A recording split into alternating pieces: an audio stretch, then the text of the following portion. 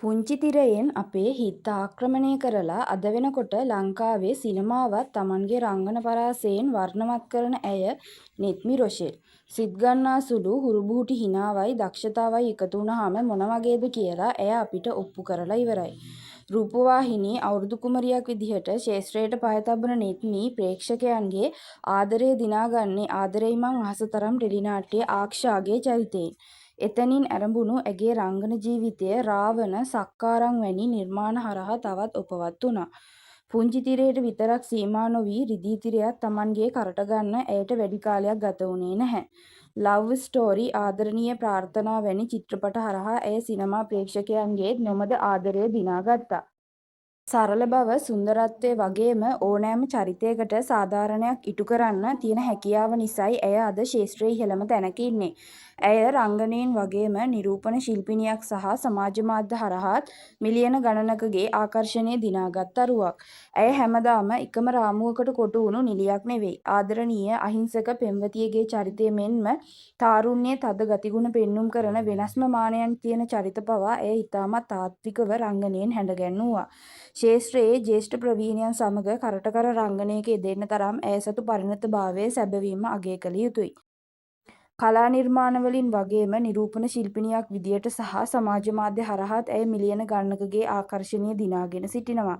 ඇගේ සරල බව, ප්‍රියමනාප බව වගේම රසිකයන් සමග තියෙන සමීප සංනිවේදනය නිසාම ලංකාවේ තාරුණ්‍යයේ වැඩිම ආකර්ෂණයක් දිනාගත් තරු අතර ඇය පෙරමුණේම ඉන්නවා.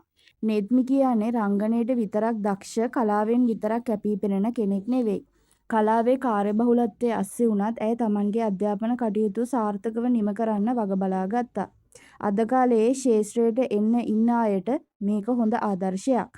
රූගත කිරීම මැද මොනතරම් වෙහෙස මහන්සි වුණත් Tamanගේ පවුලේ අය සහ ආදරණීයයන් වෙනුවෙන් කාලය වෙන් කරන්න ඇය කිසිම වෙලාවක අමතක කරන්නේ නැහැ. කලාව, අධ්‍යාපනය සහ පෞද්ගලික ජීවිතය කියන මේ හැමදේම ඉතාමත් සමබරව පවත්වාගෙන යන්න තියෙන හැකියාව ඇගේ පරිණතභාවය මැනවින් කියාපානවා. පසුගිය දිනක ඇය අධ්‍යාපනය සම්බන්ධයෙන් පැවසූ අදහස් කිහිපයක් සමාජ මාධ්‍යයේ වෛරල් වුණා. ඕනෑම කෙනෙක් හොඳට ඉගෙන ගන්න. මේ ලොකුවට නෙවෙයි, මූලික අධ්‍යාපනය හරි හොඳට තියෙන්න ඕනේනේ. ඒ ලෙවල් පාස් වෙලා දැන් ගොඩක් කට්ටිය අපිට කියනවානේ ආසයි නිලියක් වෙන්න කියලා. ගොඩක් චූටි අය කියනවා අක්කි මට ඕනේ ඔයා වගේ වෙන්න කියලා. මං හැමෝටම කියන්නේ බබා ඔයා හොඳට ඉගෙන ගන්න කියලා. මං කියන්නේ ඕනෑම ක්ෂේත්‍රයකට අපි ඉගෙනගෙන ගියොත් අපිට ඒකේ ලොකු පැවැත්මක් තියෙනවා. නැත්තම් අපි එනවා ආපහු යනවා. අපිට තේරෙන්නේ නෑනේ ඒක පවත්වාගෙන යන්න. ඒක ඕනෑම ක්ෂේත්‍රයක වෙන දෙයක්.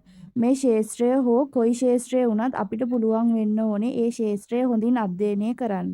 ඉතින් ඒක අධ්‍යයනය කරලා ඉගෙනගෙන ගියොත් මං හිතනවා ගොඩක් කාලයක් ඉන්න පුළුවන් කියලා. ඒ වගේම ඒ ඉන්න ක්ෂේත්‍රය ගැන ඉගෙන ගන්නත් ඕනේ. සහ මිනිස්සුත් එක්ක ඉන්න ඉගෙන ගන්න. මං කියන්නේ අපි තැනකට ගිහිල්ලා හැසිරෙන විදිහ ගැහැණු ළමයෙකුට විශේෂයෙන්ම වැදගත්.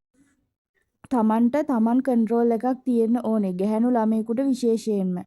කාලයත් එක්ක තමන්ගේ රංගන පරාසය පුළුල් කර ගනිමින් ශ්‍රී ලාංකේය කලා ශ්‍රේෂ්ඨයේ දිදුලන සලකුණක් බවට පත්වුණු නෙත්මි රොෂෙල්ට ඇගේ ඉදිරි කලා කටයුතු සහ ජීවිතේ හැම හීනයක්ම සැබෑ කරගන්න අපි සුබ පතනවා.